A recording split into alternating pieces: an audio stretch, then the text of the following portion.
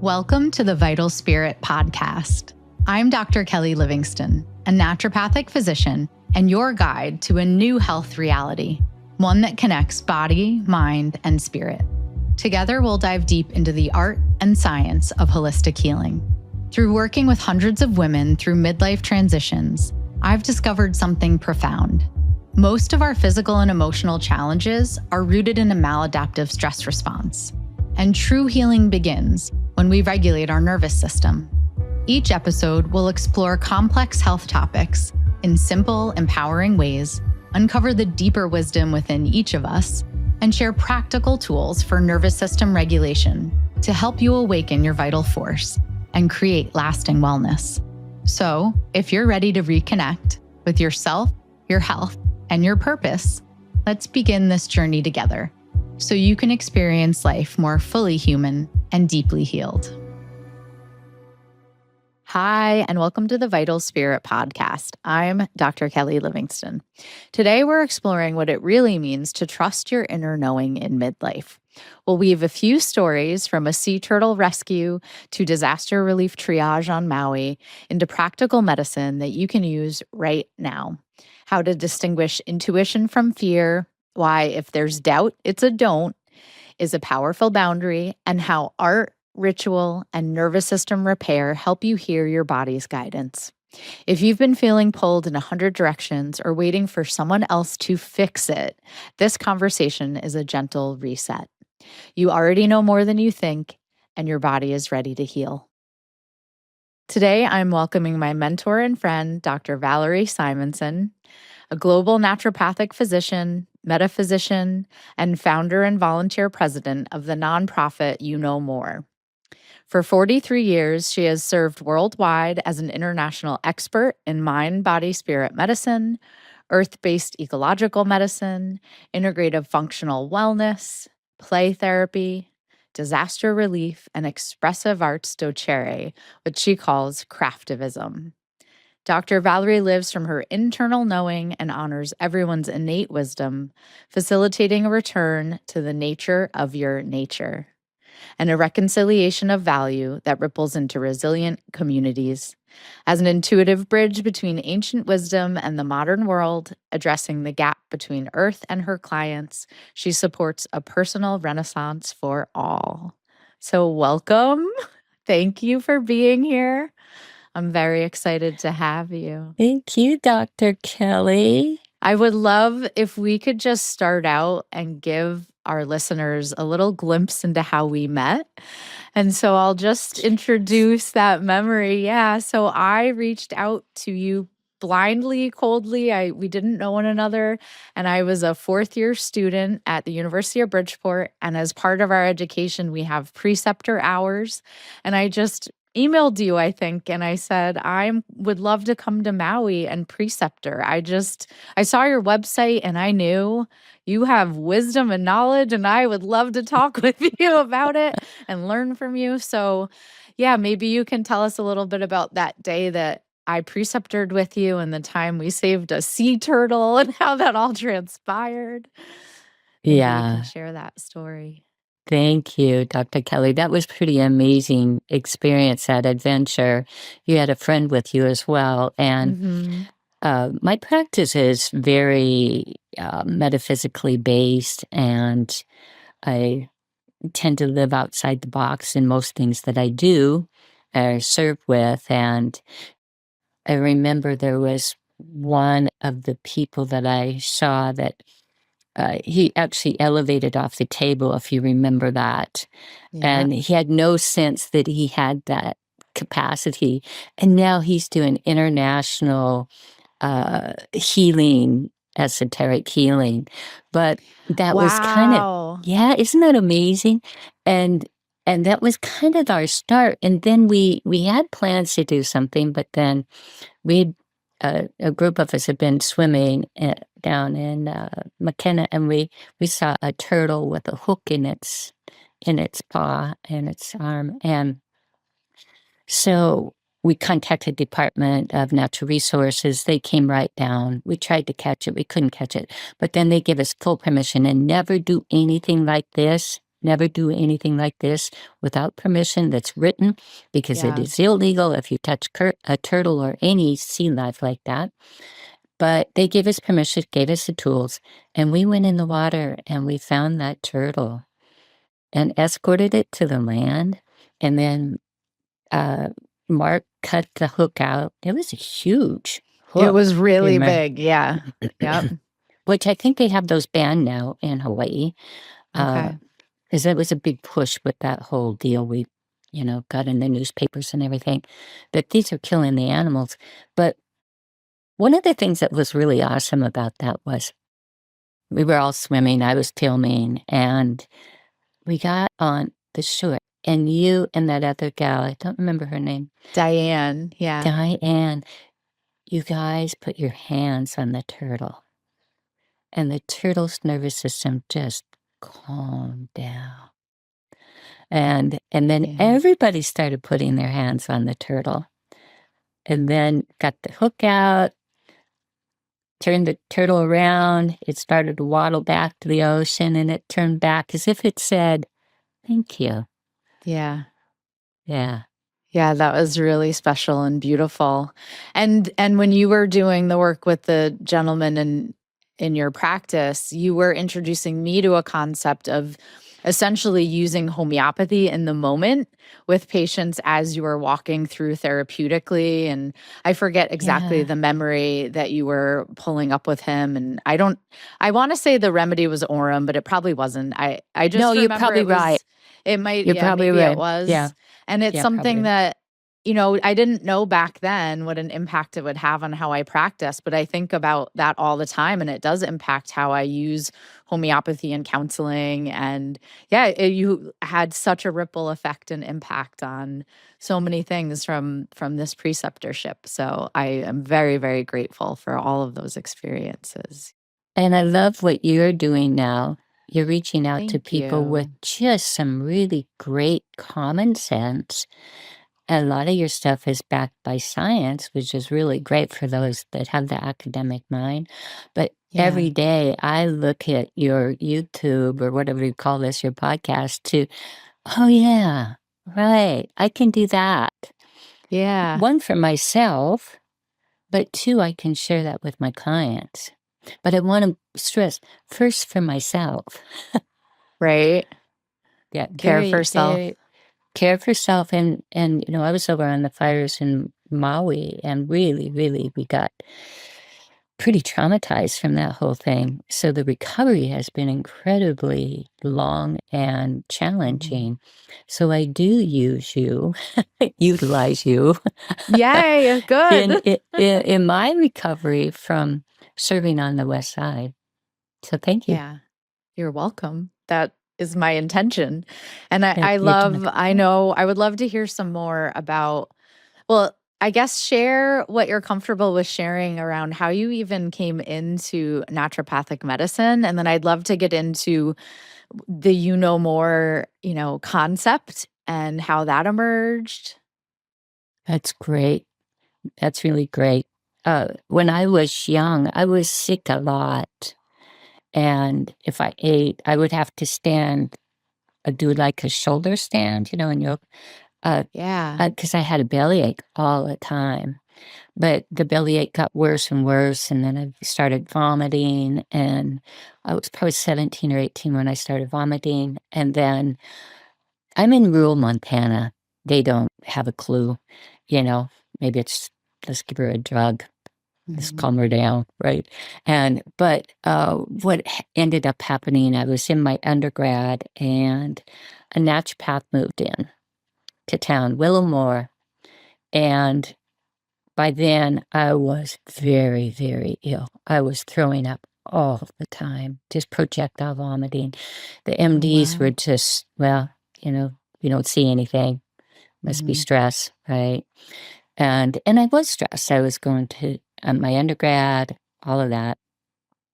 But Willow looked at me, took a blood test. She checked my serum amylase, and I had extremely high serum amylase, which is pancreatic function. Yeah. So she started treating me immediately. And it was so cool because when she saw me, she asked me, "What do you think this is about?" And I started telling her, I was molested from the age of 3 to 12. And she says, well, there it is. And then she let me talk about that and gave me a remedy, which happened to be thuya at that time, which is homeopathic cedar. And then when I had my first near-death experience, she was there shortly after that. And then, Okay. I was still using both medicines because I was so critically ill. But I had another near-death experience. And then my third one, though, I was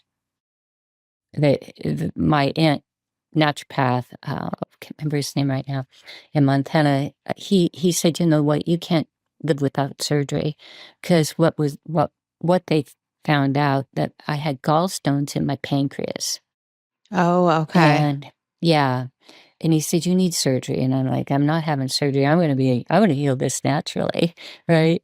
And goes, well, I'm going to be a naturopath instead. I was going to be an ER doctor, Oh, and wow. Okay. yeah, yeah, because I'd done ER work for 15 years in rural Montana. I love it. I love that kind of thing. Yeah. And so he said, you're one of these times you're not going to live. So I walked out of that hospital and said, I'm going to fix myself. But when I got to my friend's house, Edie, who's now a naturopath as well, Edie Risto, and she's a chiro as well, but we went to our undergrad together.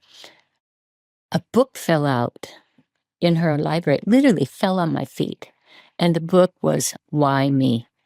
And it was written by a nun that had some critical illness. And she, first sentence is, why not me? Mm. And I read this little tiny pamphlet up next, and I called my surgeon, and I said, okay, I'm ready. And he said, okay, I'll meet you at the hospital. And that's when I was on the table, is when I was told by the voices. I used to think I was nuts, right?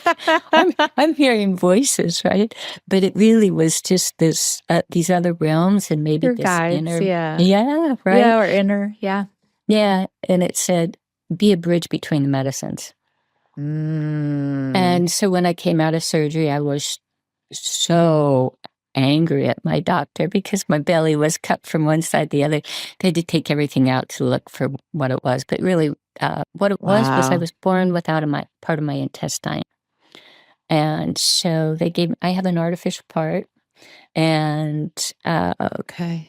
that's when I decided, I really will be a naturopath, and did that whole thing. And it's such a wonderful example of integrative medicine, right? You had the Oh, guide, yeah. Yeah. right, of your naturopathic physician. There's the therapeutic order, the time and the place, and it was the time and the place to take action in a more invasive way. And thankfully, you're here and continue to do that Yeah. work. That's Yeah. And amazing. And my that book just falling out, and I yeah, know, just fell on I my love when feet. that happens.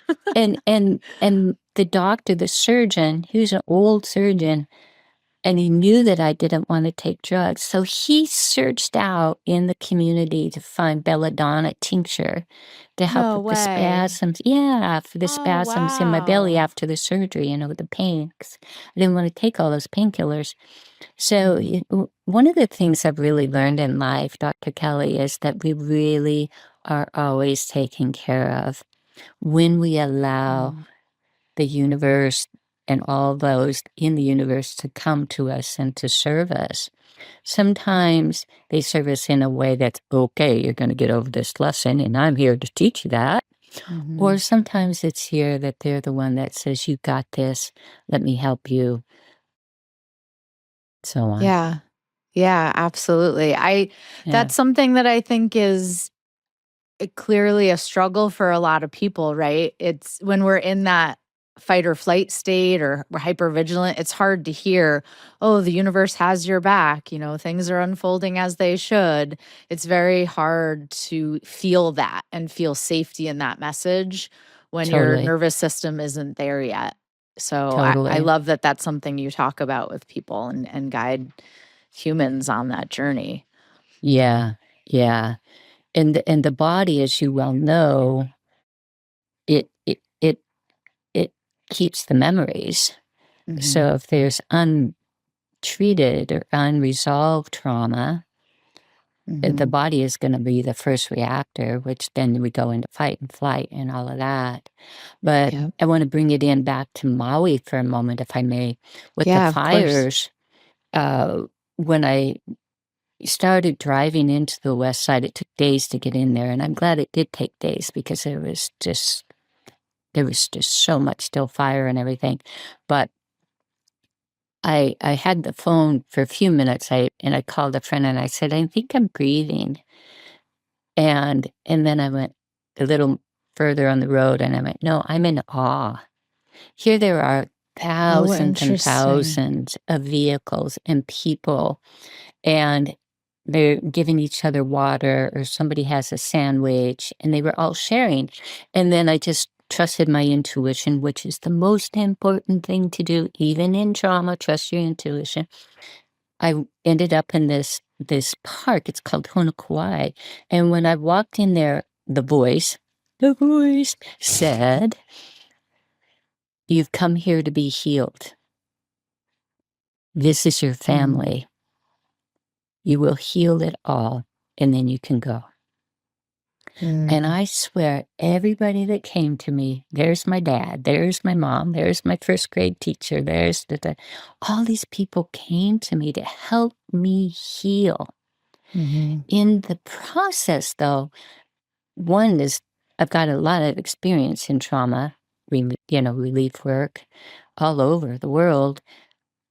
You don't have to do a lot unless somebody's bleeding or things like that, which there was. There was a lot of injuries. There was like a mass unit set up there, and there was suturing going on. There was IVs. There was all of that going on.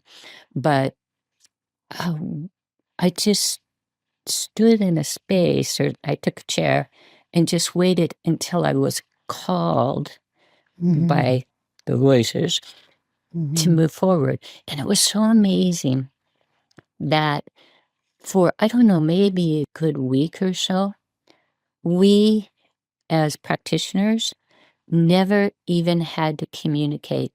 We just knew. Like, this one gentleman came to me. I knew this is what I could do.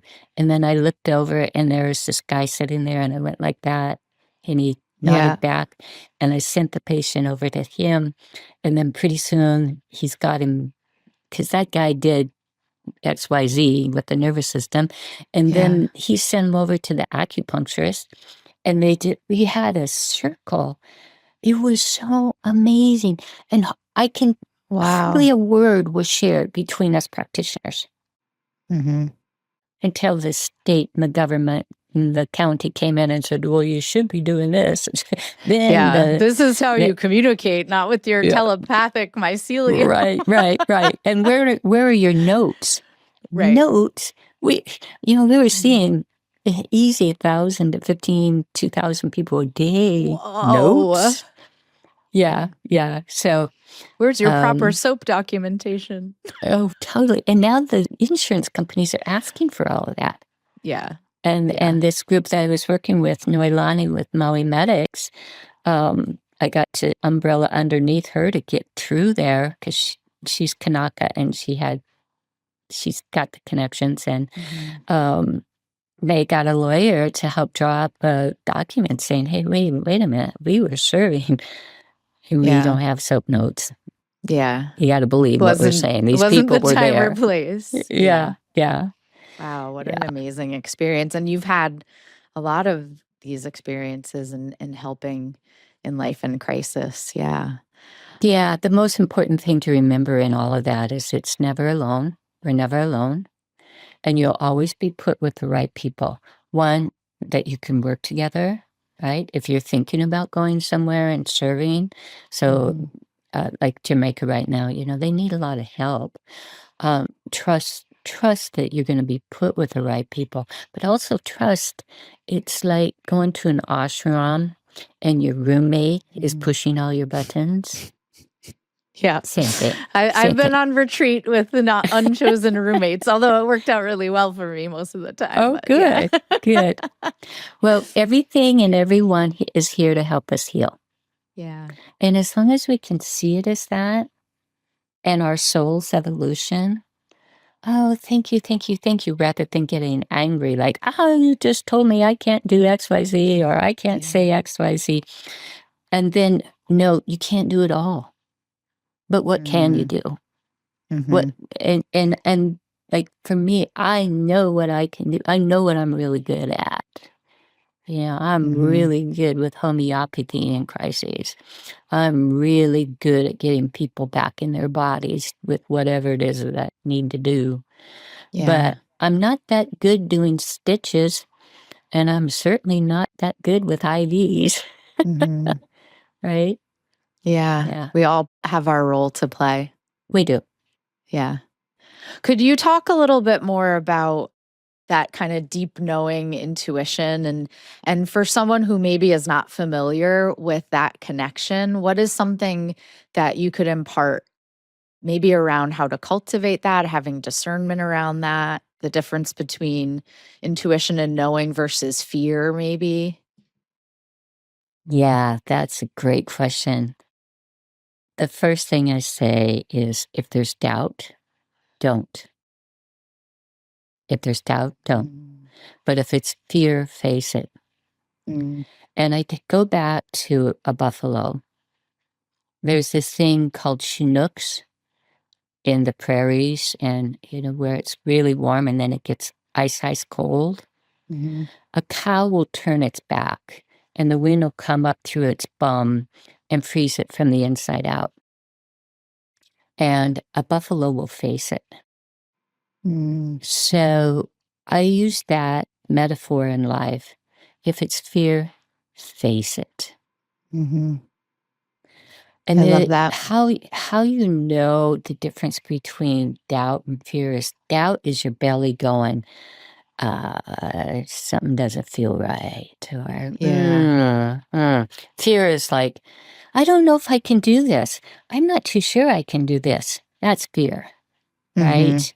But doubt is, this doesn't feel right. This doesn't feel right. Yeah. And everybody has experiences, I know you all do, where you're driving down the road and you're pretty soon you're turning right, and then you find out there was a car accident at the stoplight. You just missed that, and you wondered why you went right or something like that, right? Right. So it's a refinement, and then listening to the voices, and then listening to your body. Which brings me back around you no more. Yeah. And when I was in Bali with Robin Lim and I was helping deliver babies over there, and their clinic was doing everything, but this woman came in and she was paralyzed 10 years. She was 35, 25, massive stroke. Couldn't even swallow. Couldn't even swallow. No talk, no walk, nothing. All crippled up and just frozen. And I had her husband put his arms underneath there and kind of stretch out her body a little bit. And I looked into her eyes and I saw a spark. I gave her homeopathic natrum sulfuricum for head injury. Yeah. Gave her a big dose of arnica for trauma. Even though it'd been 10 years, it still works. And then I gave her Arum, which is gold, for overwhelm. And I said, bring her back tomorrow. So she came back the next day. Then I actually started working on her body, right?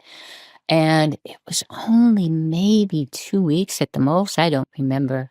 But I was walking away from her cot. We had a whole bunch of cots. We set up this little medical, like a MASH unit right there. It was so fun. And she spoke the first time in 10 years. She said, man, oh man, oh man. She's Balinese.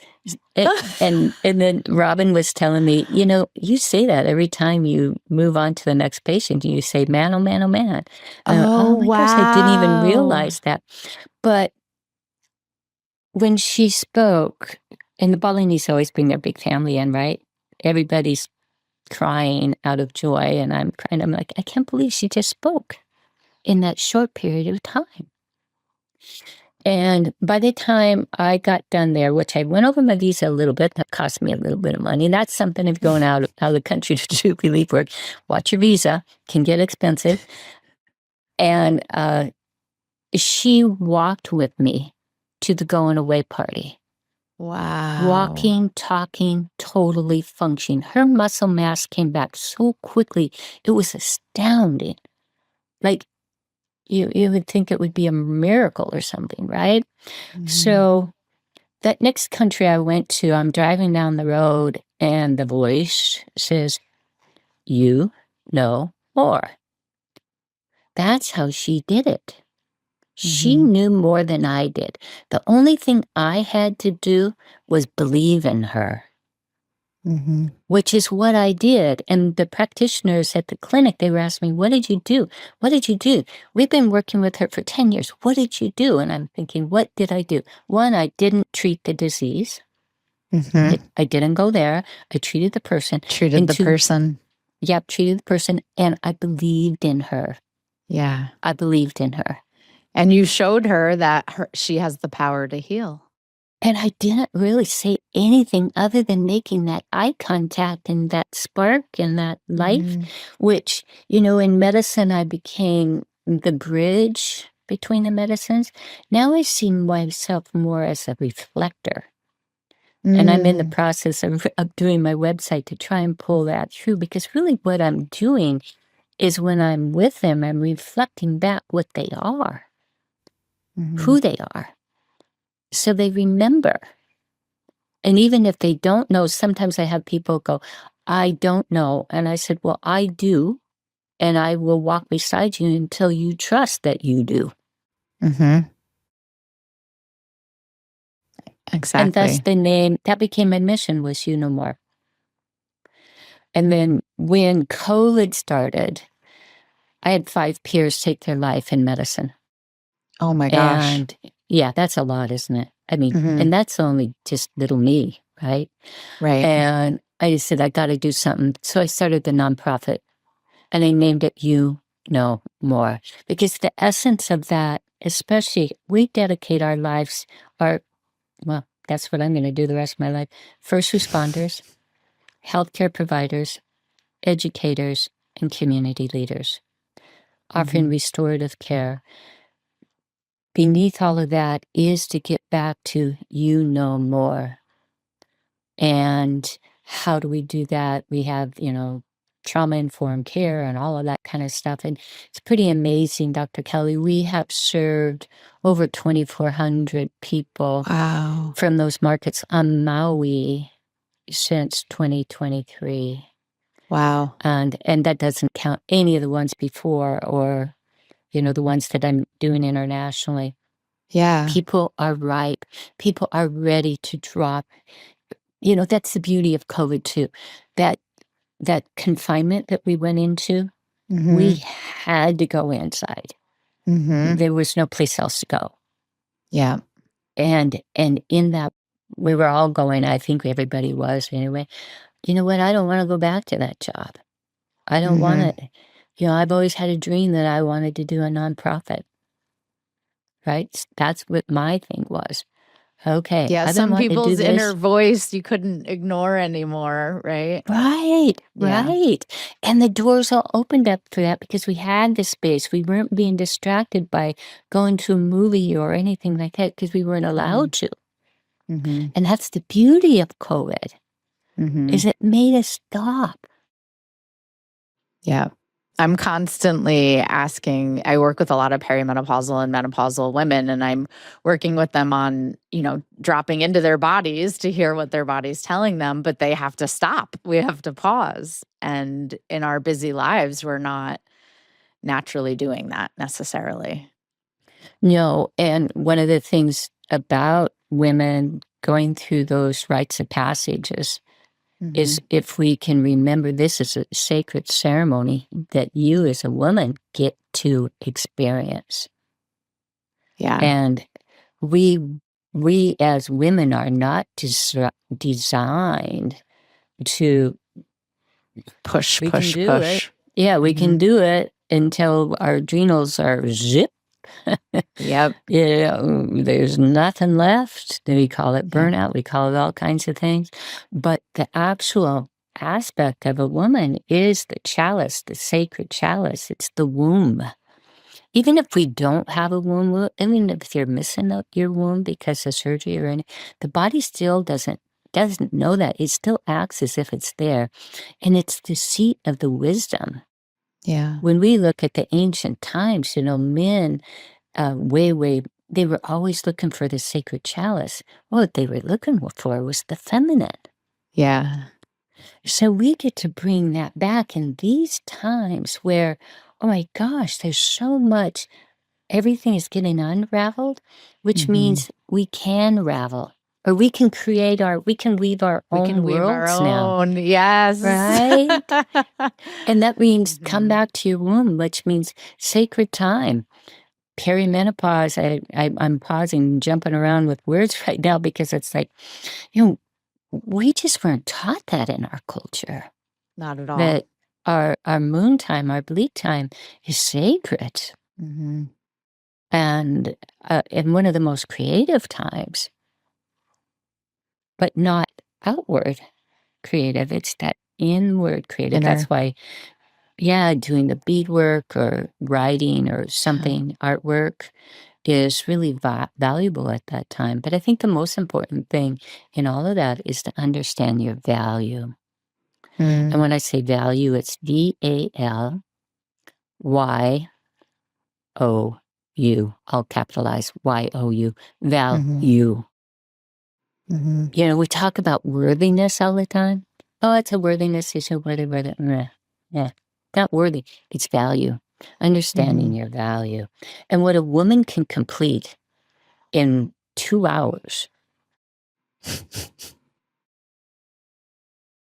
The systems are set up to make it 2 years. Yeah. Right? Yeah. But you put a woman in charge and you've got it done. It's just like on the West Side, Noelani and Ki'i, they set up this MASH unit. Ki'i had the healing tent, and then the medical tent was over here. There was separation, but pretty soon they came together, over time. But it was women with the help of men. God, it was a good thing there were some guys there, because it's that nice balance. And if you're in a partnership, that is the beauty of the masculine and the feminine, is it can balance each other out. I remember one of my partners said, "I'm a rock and you're the water." And that's so true. I'm emotional and I'm constantly wanting change, and he's solid. Yeah. He likes it the way it is. He needed to be a little more water, and I needed to be a little more rock. Yeah, for sure. And I think a lot of women through this transitional period haven't cultivated that inner knowing and that intuition. And so it is easy, especially nowadays, to get, pulled by misinformation or confused or definitely overwhelmed. And because we don't have guideposts or containers where we're learning from elders or traditions, there's a lot of chaos and it's uncomfortable and confusing. And that's what I hear from women when they show up in the office.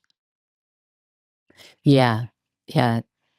And I always bring it back to you know more.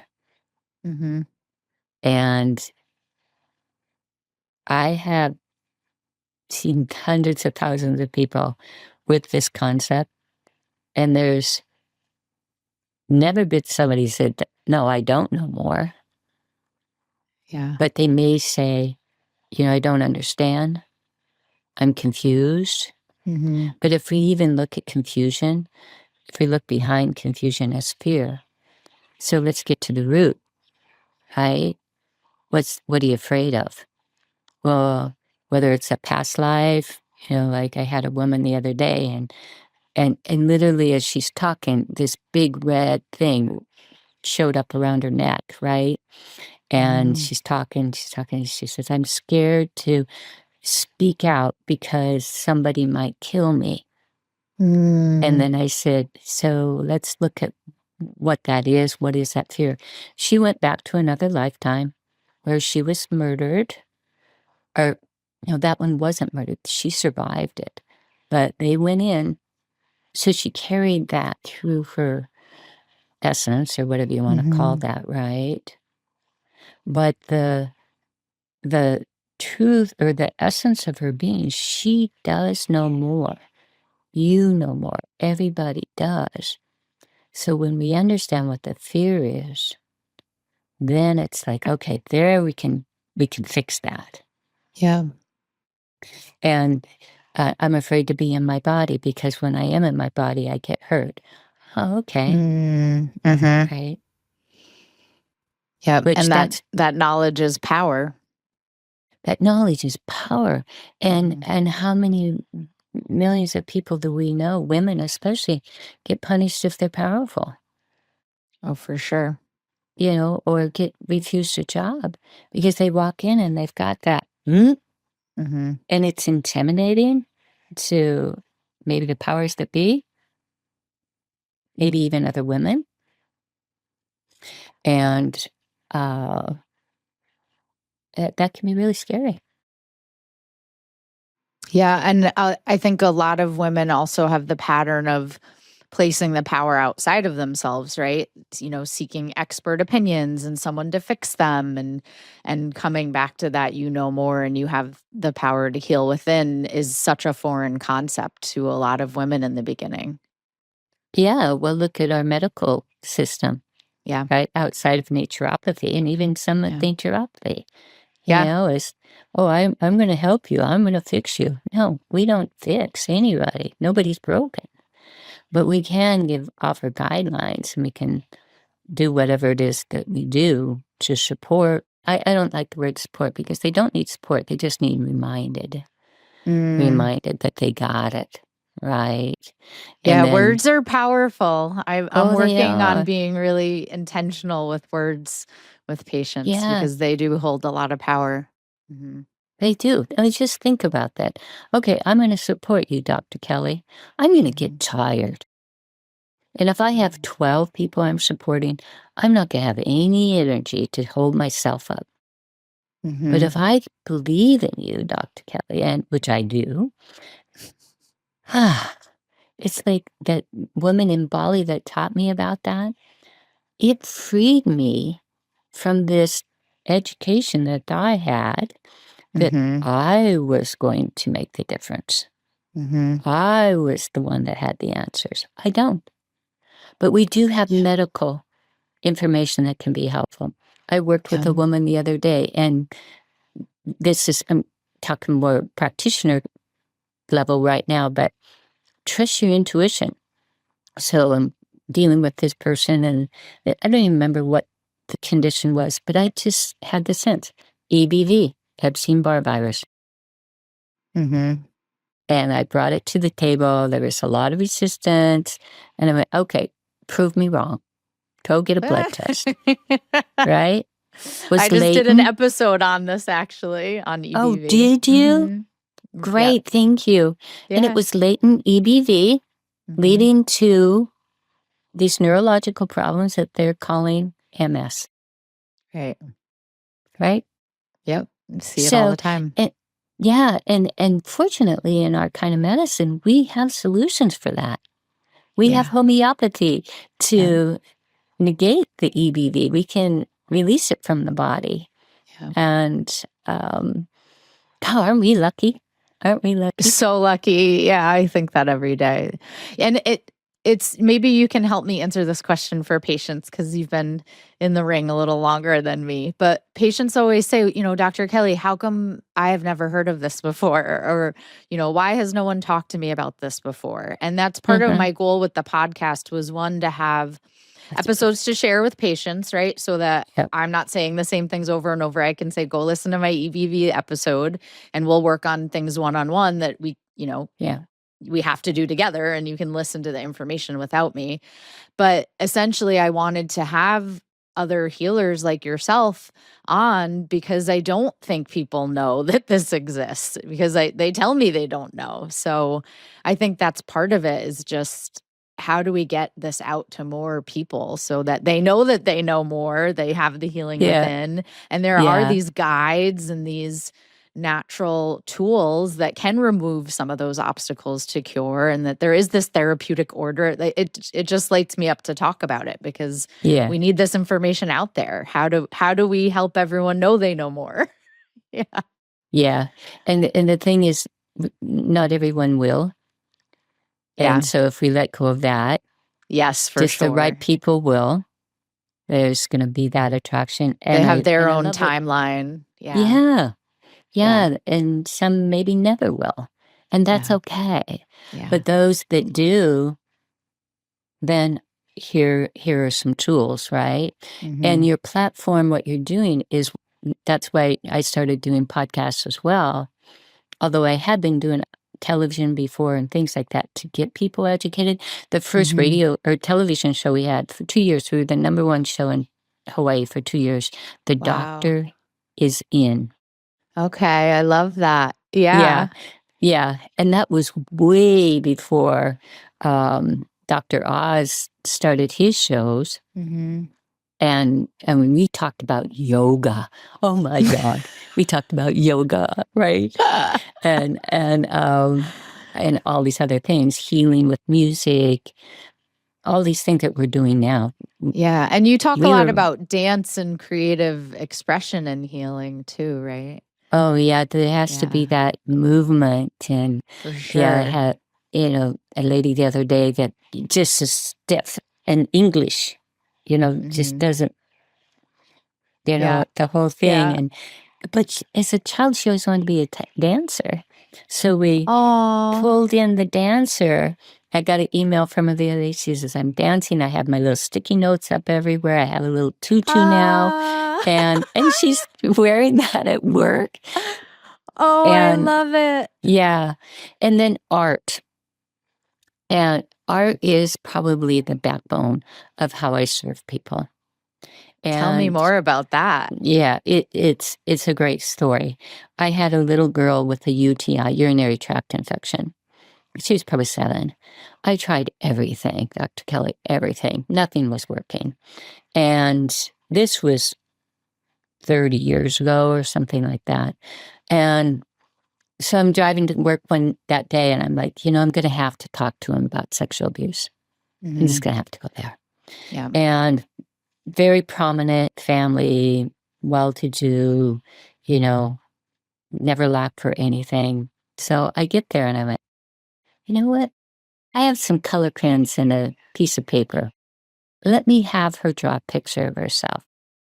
Mhm. She drew a picture. In her belly was an apple, and in the apple was a worm coming out.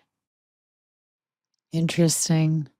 At that time in medicine, the only people that had parasites were the people that went to Mexico or some of these other places. Parasites in, quote, industrialized United States was not even a thing. I never even Mhm. looked for parasites. I treated for Mhm. parasites. The girl recovered, and 17 years later, I saw the mom at a store, and I said, how is your daughter doing? She said she never was sick again. But that Wow. girl knew, Yeah. and that's the beauty of art, is that it bypasses this part of the brain that Yeah. says blah, blah, blah. I had a Yeah. woman I saw the other day, and she drew a picture of her body. She didn't have a head. There was no Interesting. head.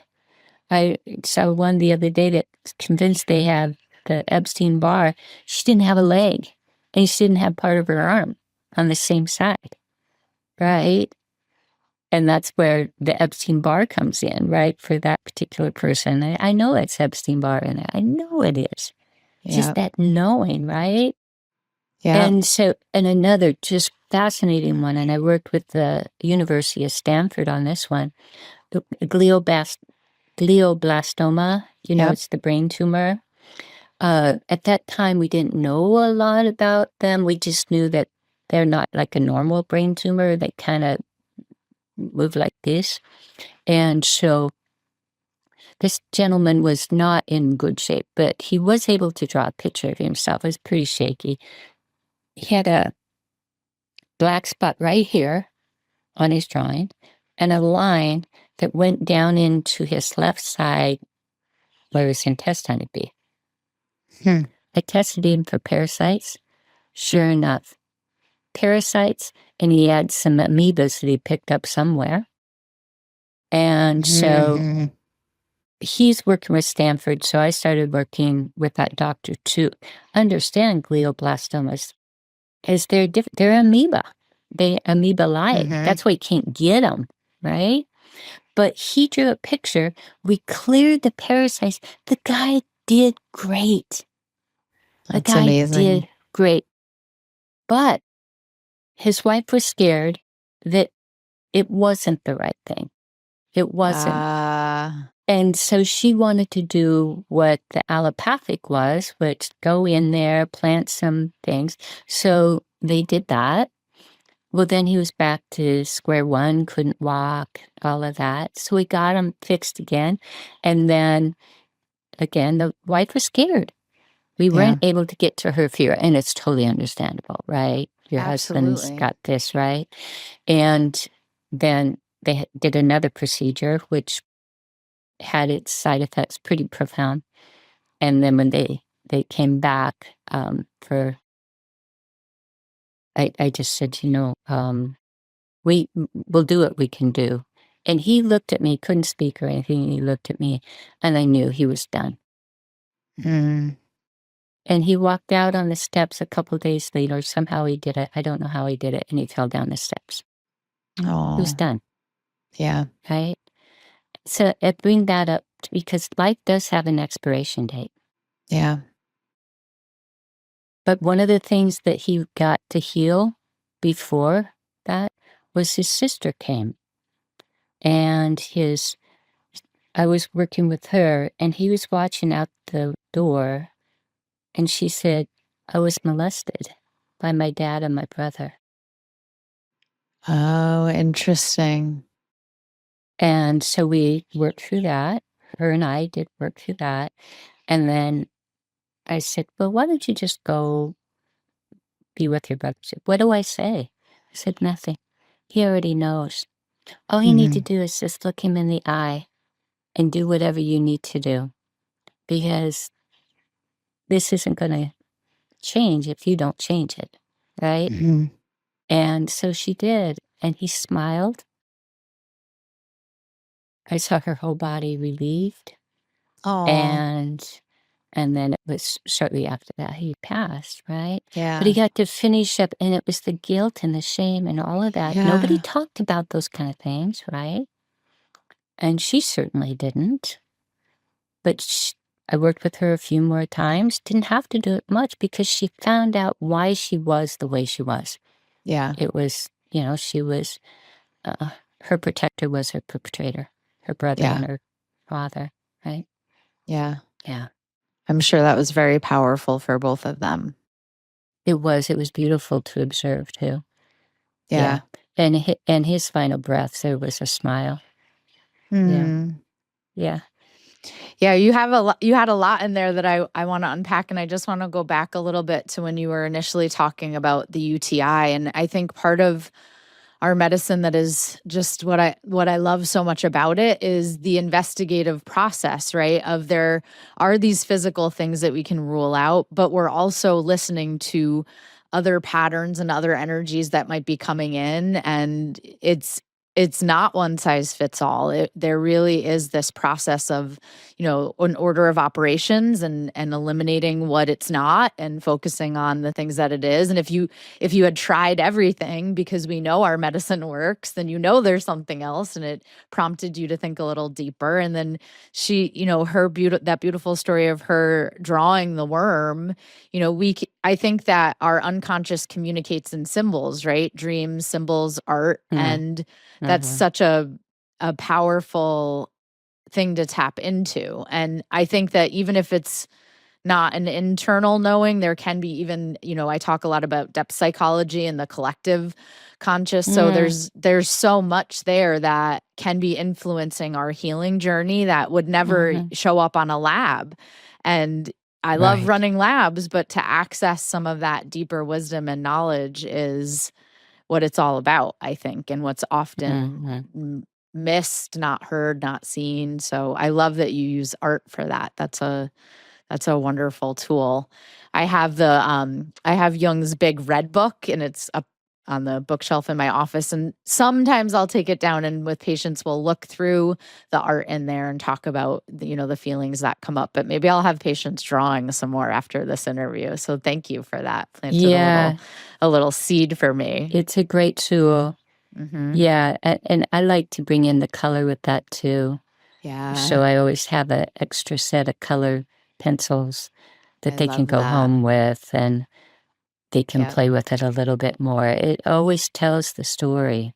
Yeah. But then as a practitioner, we get to really do what we do as physicians. And I wanted to bring up, remember Patch Adams, the movie Patch Adams? I love that movie. Yeah. Remember when he went into the psych unit and the old man says, "How many fingers do I see?" Yeah. Right? And that's it too. And that guy got, la, la, la. Well, this is what we get to do. Everybody gets to do is, look at your fingers. Do you see 2 or do you see 4 or do you see 6? And when we listen to the words, or when we read something, read the words, but pay attention to what's between. What's between. Because that's where the answers are, is in that gap, in that space between reality, space. And to trust that, really, as a practitioner, you get to trust that, and with experience, you trust it more and more. Like, there's just no doubt, right? But as a woman, just some woman in our body, there's no doubt. And then we as a woman, when we know this, you just stand beside yourself. And if you can't stand by yourself because it's too scary, have a girlfriend go with you to be your advocate. I'm going with someone next week that's having major surgery, or they're scheduled for major surgery. She can't do that alone. She can't go talk to a doctor and not get lost in all of that and forget this. So always, if it's something that is a big deal, little things are a big deal, ask for someone to be with you. You're not alone. Yeah. I think a lot of women struggle with that, right? Not asking for help. Yeah, and trusting other women. Look at what our society has done about women. If you don't look a certain way, then you are XYZ. I remember when I first was in practice in Montana, and we had a program on eating disorders. I was with a bunch of MDs. There were 3 females and the rest were males. They put flashes of bodies on the slides, that's old. We still say slides now, but for PowerPoint. Okay. So you probably, maybe you meant different slides. Yeah. The really old ones. Yeah. And you had to determine, are they normal? Are they overweight? Are they underweight? All the men and Valerie failed the test. Interesting. Because every one I looked at, I thought they were overweight. The two other women, because there was 3 of women, they were the only ones that passed the test. Now, these women were older than me. They had a lot more experience than me. Actually, one of them was my doctor from my undergrad. But I still had so many issues with my body. I look in the mirror and I go, oh, I'm too fat, right? All this programming that happens, and we believe this, right? So much programming, yeah. Yeah, when I work with women through what I call the Vital Spirit method, I essentially wanted to design it as a container to hold that transformative process and that initiation Oh. process of perimenopause and menopause. And part of that is really, I say that the fourth pillar is hair, skin, nails, and spirit, and that your beauty and radiance kind of shines from within, because a part of the journey is that a lot of women come in with some, more external goal like hair loss. And so, yes, there might be a lab that we look at and maybe your ferritin's low and that's why you lost your hair. But through the whole process, it's not about the hair. Like, we might get it all looking prettier on the outside, but the point is very much in line with your more theme and tapping into that inner knowing, and that radiance shines from within, and they walk into a room more confident. They trust their intuition. They don't have as much fear around what's the next step anymore. And that, you see that. Others see that. They feel it. There's an energetic shift. So Oh, totally. it's not just about the hair, skin, and nails and what's that anyway, right? But that's a process. There's a lot of deprogramming that goes on through that process. And it's work, it's effort, but it's, I think, worth it. And then really be discerning in your relationships. Mm-hmm. I contacted some people that, quote, are my friends, that there's maybe in 20 years, one phone call from them where I am real frequent trying to reach out. And finally, the other day, I just went, I contacted one of them. I said, if I don't get a call back, I understand you're either dead or this isn't a friendship. Yeah.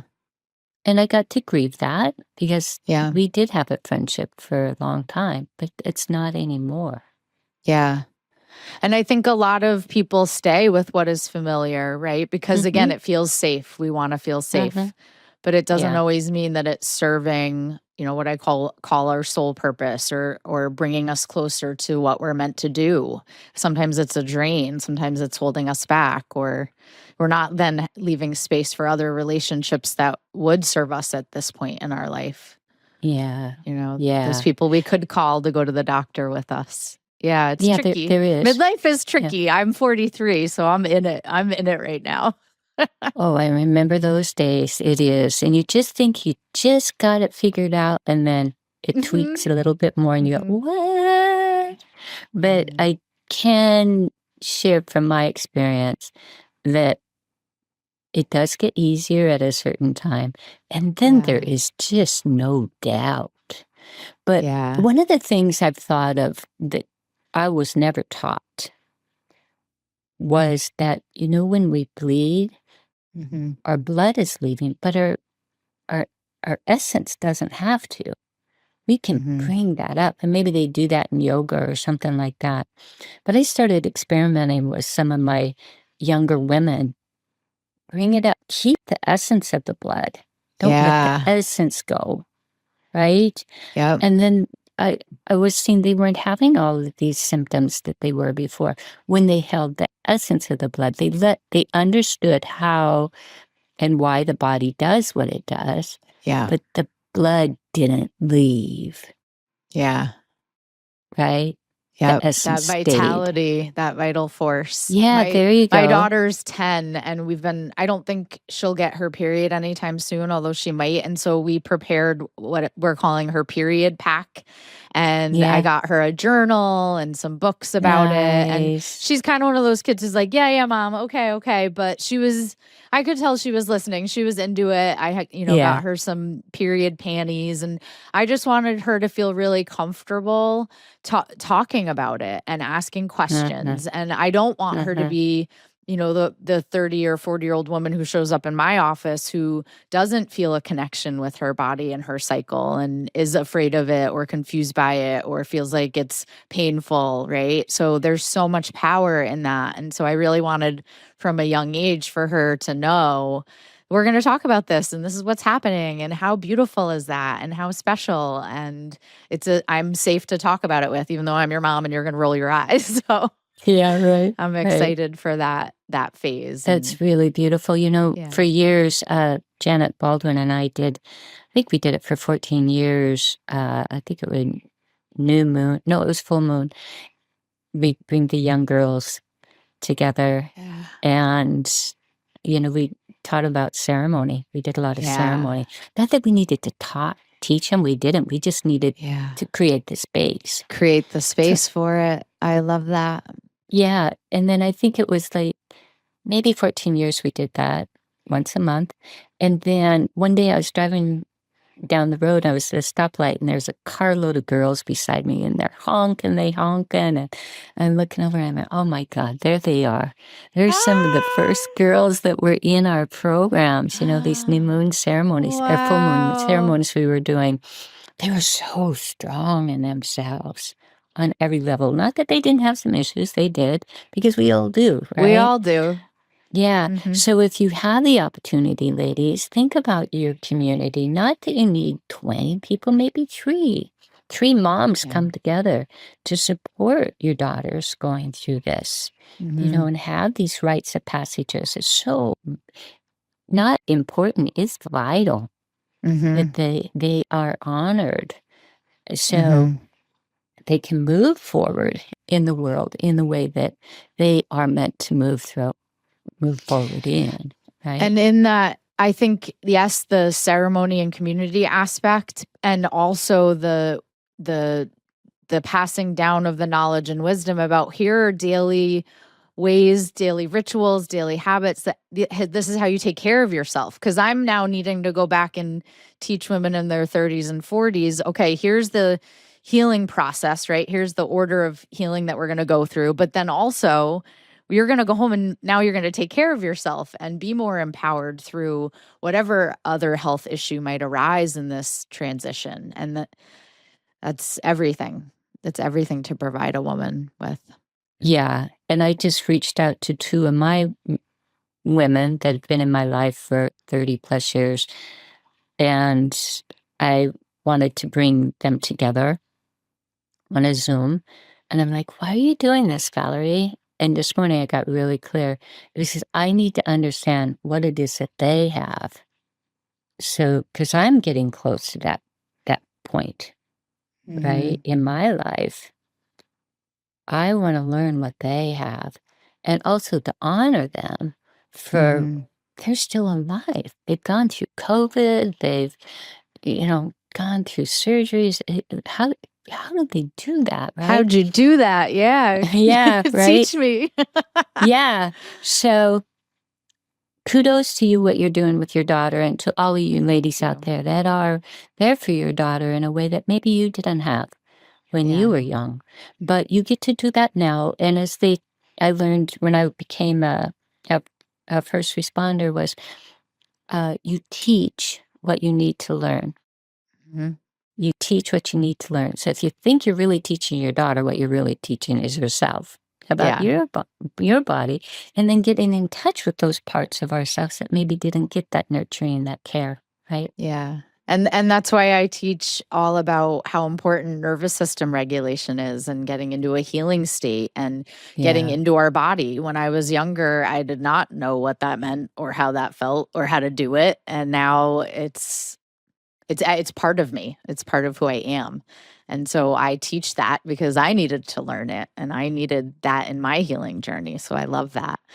I would love if you could tell us maybe what let's say through your perimenopausal journey, so maybe in your, let's say 40s, so maybe you at my age, what was a guiding light for you? What's something that you could share with our listeners that was a true guiding light through that initiation for you? I hope that's not too vague of a question if you need more detail. No, it's not. I actually have a really good visual because I remember the day I turned 44. Okay. And I went to my clinic and I literally stepped with my left foot first, which I usually step right, which is the masculine. I stepped with my left foot forward into the office, and there was a bouquet of 24 red roses. That was my birthday. But when I saw the roses, and led with my left foot, which is the feminine, I really understood this is me. Mm.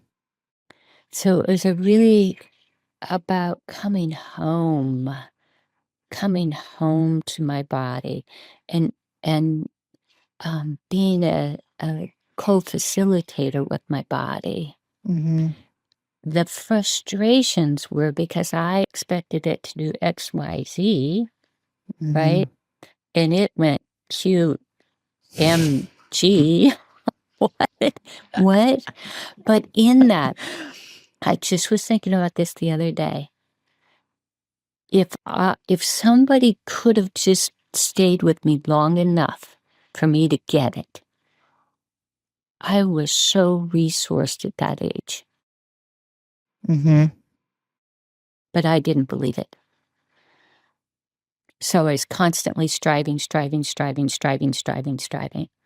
Mm-hmm. right? Trying to prove myself, which at this age, Were you trying to prove yourself to yourself or others at that both, point? Both. I really didn't even know I was in the picture.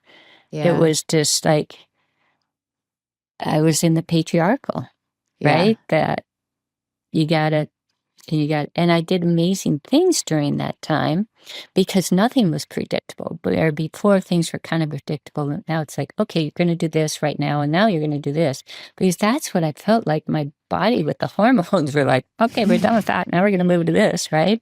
So there was that unpredictability, but there was also that creative space, Creativity, yeah, for right? sure. Because we're just not going to do that anymore. That doesn't work anymore. Yeah, it's not exactly the same, but I have to build in time to my day where I'm not with patients, I'm not with my daughter, I'm not doing anything. And I always say, I just need my brain back. I just need my brain to create. I don't know what I'm going to think about or make with the time, but that I need creative time. And I don't know how to do that if I'm not just being, internal in myself, quiet, usually in nature. And that's when I can create. Yeah. Yeah. I love that. I love that you shared that. And I love that you brought in that nature heals, right? That's that place that you get that nourishment. When we return to this body, this place where we live, right now, you all are living in your bodies. It is nature. Our muscles are like the mountains. Our nervous system is the electrical currents in the water. We come from the primordial oceans. We were in the womb in this primordial ocean, and that placenta looks like the tree of life. We are nature. So when we come back to nature, touch a tree or anything like that, then we start remembering, oh, breathe. Right? And I live in a banana patch. Bananas have 65% the same DNA as a human. I didn't know that. Yeah. And over in the fires, that was the first green I saw after this major devastation. I saw a little tiny bit of green, and then it got bigger and bigger. Eventually it ended up to be a banana tree growing out of this complete devastated. It was the first green thing I saw. Wow. And it bore fruit. I don't think we should have ate it. And I can't get the research on that. But the fact is, it grew and we grow. And that's what trauma can do for us. It can be an opportunity to grow, or it can be an opportunity to have pain and suffering. And I encourage everyone, choose growth. Yeah. Do the change. Be the change. Yeah. And that unpredictable is unpredictable, but it's also kind of nice because then it's not predictable. Oh, so we get to stretch, right? Muscles get strong when they're stretched. Yep. Which brings me back to nature, if I may, really quickly. This is something I've really come to understand, is that the soul is the soil for the body. Yes. I love that. The soul is the soil for the body. Mm-hmm. So when we can relate to our body, this place where you live, as your soul that feeds the body, nourishes the body. Wow. That's amazing. And how you find your soul if you don't know where it is. Look in the mirror until you can see that spark. That little glimmer, right? And you'll remember. And then trust it. What would you say to a woman who maybe has trouble looking in the mirror? I totally relate. I didn't know what I looked like. And I was in medical school. I was just graduated, just finished my last class. And I was in the store and I walked by and I saw this woman and I went, I think I want to get to know her. And then I went and did my thing and then I came back and there she was again. And I stopped and I looked and it was me. I didn't even know what I looked like. And that was a huge awareness for me. And so every day, even though I maybe don't feel like it, I look in the mirror until I can see me. Right? And if you really need help, Dr. Kelly, you've got Thuya is one of the greatest remedies for that, right? Lycopodium is too, but Thuya really helps us clear all of that so that we can see ourselves. And as we learn to embrace ourselves, and it is a teaching, it's a learning curve, unless you were really taught that. And a lot of us weren't. We weren't. A lot of women were not. Humans, everyone. Yeah, right. Everyone was not taught that. Yeah. I love that. That's really beautiful. Yeah, I have another mentor that I worked with, I think probably my second or third year of school. And she would say that patients come to be known. And I share that with patients a lot. Patients come to be known, right? They come to a healer to be known. Yeah. Right. And it really resonated with me because yes, but also they have to feel safe enough to share, right? Like I have to create this safe environment and co-regulate so that they are able to share the information for me to know them or even just be, present, right? And then they have to also relearn themselves. And that's really, it sounds like very in line with the more philosophy and relearning and remembering that you know more and you are nature. Nature is you and nature has laws and nature heals and it's there for us. It is there for us to heal. And decolonize. Take they. Yes. Take them out. Yes. And keep you in. And if you've been fractured at any time in your life, so, like sexual abuse, from my own experience, there was many fractures.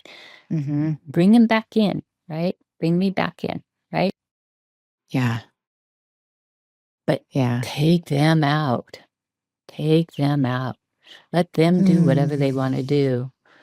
Right? Yeah, that made my whole body want to take a breath and release, right? Yeah. And create that space. Because when we take them out, there is space for possibilities and opportunities. And with your discernment, it's like, if it's not a yes, it's a no. That takes out all that other stuff, fear and doubt. If it's not a yes, it's a no. And then when it's a yes, I told some of my peers that we need to put on our big girl panties. Yeah. We need I to say put on that a our lot big girl too. Yeah. And I said, let's put on our ruffled big girl panties this day, right? Because we need a little special, because this is kind of big what we're doing right now. We need some special panties today. Yeah, for sure. For sure. Yeah. I love that. Yeah. And the most important thing, as I just said that, was I'm not alone. I have my team, As a practitioner, I know who I can call. As a friend, I know who I can call. Like if I have XYZ happening, I know if I call Nicole, she's the perfect, loving, kind. If I need my kicked a little bit, I call Andrea and she'll say, "What are you doing? Just do it," right? And so I don't have a lot of what I call really true friends. In fact, Wallace Black Elk, I got to study with him. He said, if you have more than 5 friends, then they're not really your close friends. Yeah. Right? That's good advice. Because you don't have time. You don't have time to cultivate more. No, because if you want to be deep, if you want to be connected, you need to be able to have that space to do that. Yeah. You got to build your tribe. Build your tribe, make wise choices. And wise choices come through discernment. Somebody's behavior is a pretty good indication of what it is. So don't think it's different than it is. You know, I know for myself, I have fallen in love with potential. Oh, yeah. So much. So easy to do, right? You're really falling in love with yourself. Potential, you get pretty hungry. You know, when we look at others, there's potential there. Either it is or it isn't in our relationships. And that's not a judgment, that's an observation. Now, is that a wise investment to go there and to cultivate a relationship where maybe I'm feeding all the time instead of being fed? Does that make sense? Yeah. And for ourselves, one of the biggest things that I'm seeing is those parts of me that show up every once in a while. I just have to be really firm. We don't do this anymore. No, that's enough. Don't do that. Right? Yeah. Yeah. Because that's just that trauma response, whether it's through a smell or a taste. The other day, we stepped out of our podcast and there was a fire. And 3 of us were in the fires. And I watched the first one, the second one, and then I was totally aware of my body. And I went, okay, what do? We call, we find out, we and then get ready to evacuate. Yeah. Where that's how I work. But my friend did something different and my other one did something different. And it was a beautiful team because we each were able to pull in our resources, our internal resources, and to make the right decision. Well, before we wrap up, I would love if this has really resonated with anyone and they'd love to learn more about you or more or how they can contribute, participate, work with you, anything. Where should we direct listeners to get some more information? Thank you, Dr. Kelly. My website is drvaleriesimonsen.com, and that's drvaleriesimonsen.com. Okay. And our nonprofit, for any of you that are first responders, healthcare providers, educators, and community leaders, our website is You Know More, YOU, No, KNOW, more.org. Okay. And we'll put that in the show notes for everyone as well. Great. It's been a real pleasure to be with you. And ladies, anyone that's listening, just remember, you got this. We believe in you. Absolutely. And even when you don't, we get to, and we are here together. Yes. I love that. Thank you. Thank you for being here today. And more than thank you. I don't think I know the right words. I'll have to think on the right words, but way more than just thank you for saying yes when I cold called or emailed you back in 2012 or 2013 and being a catalyst. This was so long ago, I know. That was, geez. It really impacted how I practice as a naturopathic physician. And I know we talked a few months ago and I said, I had shared some of the, let's say, dark nights that I've gone through in my journey. And I said to you, I know I probably wasn't reaching out to you regularly or asking for help. So this is a lesson I have to learn too, right? Like build my tribe Mhm. more regularly. Uh-huh. But I Uh-huh. knew I felt your presence in times that I was struggling, and I was able to think back Mm. to the moments with the turtle or just some of the lessons that I learned Yeah. in that experience about myself and life, and it was a beacon of light for me. And so even though it was silent in the sense of maybe I wasn't interacting with you, you were ever present in times in my life where I needed it, and certainly have impacted how I practice, which has a ripple effect out into my patients and their friends and family and the world. So this has been such an honor for me. Thank you, thank you, thank you. Thank you. And thank you all. If this stirred something in you today, take one gentle step forward. Pause, breathe, and ask your body a simple question. Then listen for a quiet yes or a quiet no. Do this again and again and again, and you will deepen your intuition. In the show notes, you'll find Dr. Valerie's work and a link to You Know More. Plus, I'm looking into some vetted ways to help support Jamaica's recovery through locally led channels. I'll give you guys some updates on that soon. If this episode helped, please share it with someone in the messy middle of midlife and leave a review so more women can find the support. To go deeper on nervous system tools, grab my free vagal tone guide or browse our previous episodes, including the ones on the gut brain axis, sleep, and EBV or Epstein Barr virus, which we mentioned on the episode. Thank you for being here and returning to your roots of truth, watering your inner knowing, and letting your healing ripple to your family and your community because you already know more.